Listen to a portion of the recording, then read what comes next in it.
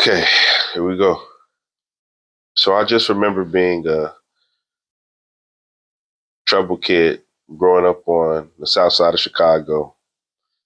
I was always in the principal's office, always in fights, um, gang affiliated at a young age, just always into it, always into it.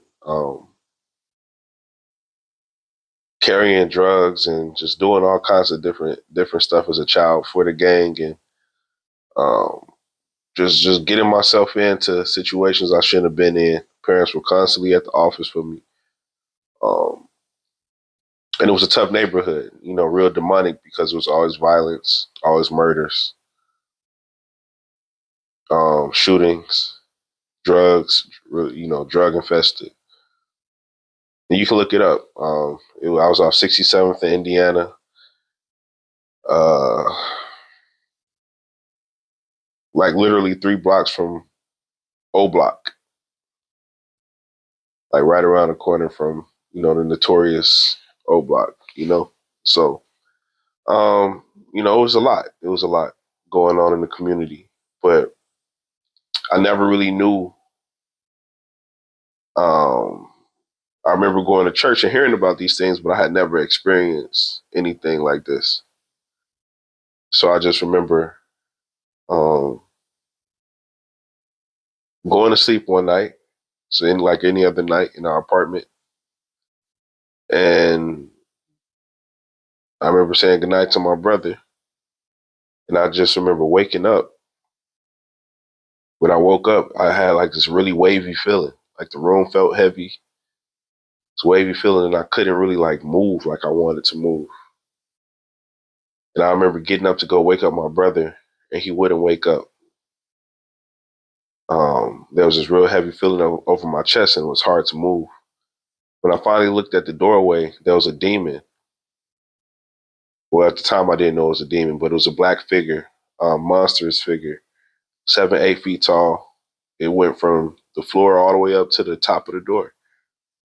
Had red eyes, and it was just staring at me. And I just started praying. I just remember hearing at church, say the blood of Jesus, say the blood of Jesus. So I started saying it. And I finally built up enough courage to run at the demon because I realized it wasn't going to move, but I had to get to my mom and my dad. So I was trying to, get through it. So I just ran at it. And then it finally moved. And how the apartment was made, there was like there was some rooms that had 2 exits. So I remember running through, trying to get out one exit, and it would appear at that doorway. Like a cartoon. I run to the other door, then it would appear at the other door, so I was stuck. So eventually I had to build the courage. I had to get through this room to get to my parents' room. So eventually I had to build the courage to get through um, one of these doors because I would have been stuck. And I didn't want to find out what was going to happen if this thing caught me stuck by myself. So I finally ran through it again and it moved. And I ended up in my mom's bed and I just remember saying, Mom, wake up, wake up, wake up. Something chasing me. Uh, and so I turned around and I just saw the demon in the closet. It had shrunk down to like this little mini size and to hide in the closet. My mom was a prayer warrior, so I just remember her praying and saying, "Son, I see it, I see it, I see it, I see it." She just started praying against it, rebuking it in the blood of Jesus, and I just remember the demon finally getting like real antsy and nervous, and then I just remember running at it. I just built up some courage because I didn't know what to do, so I just ran at it. And the demon fled, and I just remember running, and it jumped out the windows, and all the windows were closed. And I remember waking up the next morning after it jumped out and all those windows being open. And that was my first experience with a demon. And it wasn't the last. After this happened, I had so many experiences.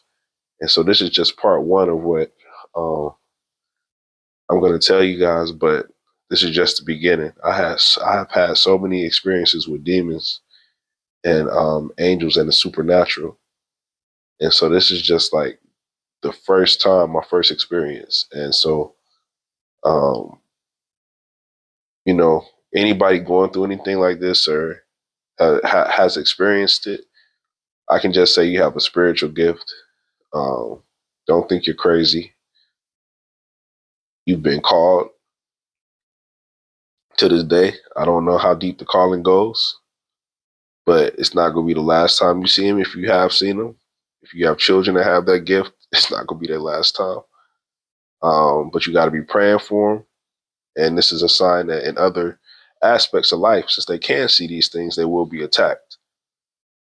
During this time, I was severely molested. A lot of stuff was going on in my life. Um, so you have to be prayed up. You have to keep yourself surrounded by people that are prayer warriors.